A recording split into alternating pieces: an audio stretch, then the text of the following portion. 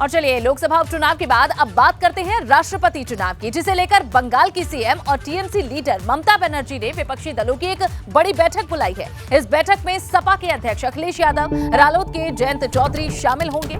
हालांकि इस बैठक में बसपा शामिल नहीं होगी। ममता बनर्जी ने आज विपक्ष की दिल्ली के कॉन्स्टिट्यूशन क्लब में एक बैठक बुलाई है।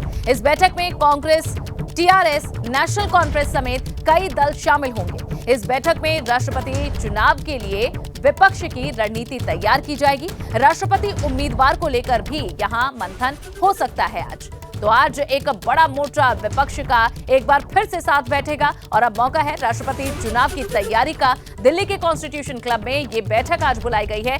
ममता बनर्जी ने इनिशिएटिव किया है, ये पहल की है विपक्ष को एक बार फिर से एकजुट करने की। कांग्रेस की तरफ से कुछ नेता इसमें शामिल हो सकते हैं, बड़े नेता कांग्रेस के इसमें हालांकि जानकारी नहीं है शामिल होने की। रालोद अध्यक्ष जयंत चौधरी शामिल होंगे, सपा अध्यक्ष अखिलेश यादव इसमें पहुंचेंगे, लेकिन बसपा सुप्रीमो मायावती ने बैठक से किनारा किया है। और चलिए, अब आपको बता देते हैं विस्तार से ममता का ये महामहिम मोर्चा, जहां राष्ट्रपति चुनाव को लेकर ममता बनर्जी ने आज एक अहम बैठक बुलाई है। दिल्ली के कॉन्स्टिट्यूशन क्लब में ये बैठक आज होने जा रही है।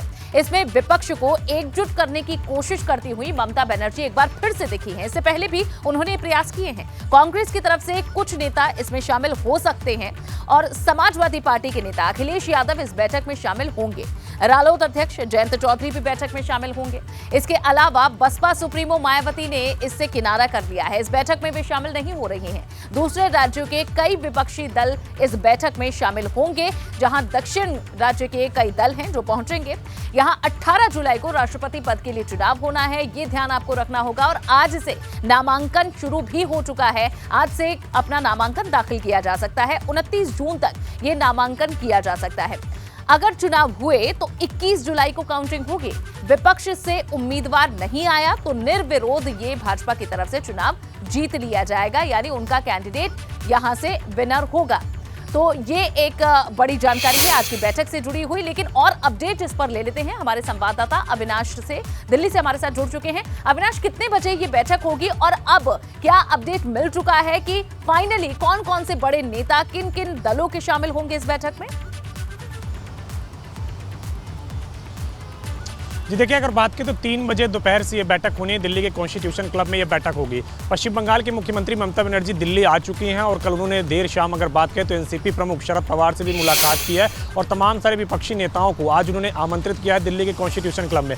अगर बड़े दलों की बात करें तो महाराष्ट्र से एनसीपी शामिल होगी। राष्ट्रीय दलों की बात करें तो कांग्रेस पार्टी इसमें शामिल हो रही है। इसके साथ साथ अगर बात करें तो सीपीआई, सीपीएम भी शामिल हो रहे हैं। और इसके अलावा अगर बात करें तो उत्तर प्रदेश की, तो उत्तर प्रदेश से अखिलेश यादव जो कि समाजवादी पार्टी के प्रमुख हैं, वो भी इस बैठक में शामिल होंगे। वो कुछ देर में लखनऊ से निकलेंगे, दिल्ली पहुंचेंगे और फिर दोपहर में जो 3 बजे बैठक होनी है उसमें शिरकत करेंगे। इसके अलावा अगर बात करें तो रालोद के प्रमुख जयंत चौधरी भी इस बैठक में शामिल होंगे। कुल 22 दलों को आमंत्रित किया गया है इस बैठक में शामिल होने के लिए, जिनमें से ज़्यादातर दलों ने इसमें बैठक में शामिल होने के लिए अपनी हामी भर दी है। केवल एक बीजेडी यानी कि बीजू जनता दल जो कि उड़ीसा की पार्टी है और वहाँ की सत्तारूढ़ पार्टी है, उसने इस बैठक में आने से मना कर दिया है। बाकी अन्य दल अपने प्रतिनिधि या उनके राष्ट्रीय अध्यक्ष इस बैठक में पहुँच रहे हैं, जहाँ पर चर्चा होगी कि विपक्ष का साझा उम्मीदवार राष्ट्रपति पद के लिए किसको बनाया जा सकता है और किस तरीके से एनडीए के यानी कि जो भारतीय जनता पार्टी अपना उम्मीदवार खड़े करेगी उसके खिलाफ चुनाव लड़ा जा सकता है। हालांकि अगर अभी बहुमत के आधार पर देखें तो भारतीय जनता पार्टी बहुमत के काफी करीब है। उसे केवल एक सहयोगी दल का समर्थन चाहिए, चाहे वो बीजेडी समर्थन दे दे या फिर वाईएसआर जो कि आंध्र प्रदेश में जिनकी पार्टी है, जहां पे जगनमोहन रेड्डी सीएम है,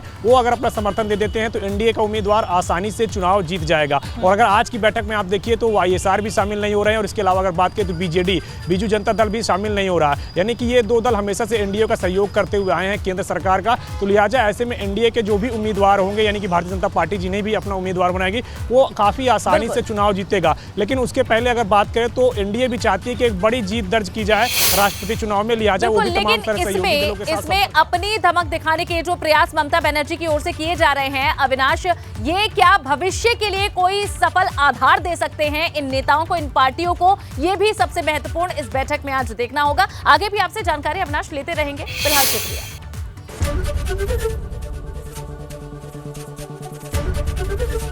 एबीपी गंगा, खबर आपकी, जुबान आपकी।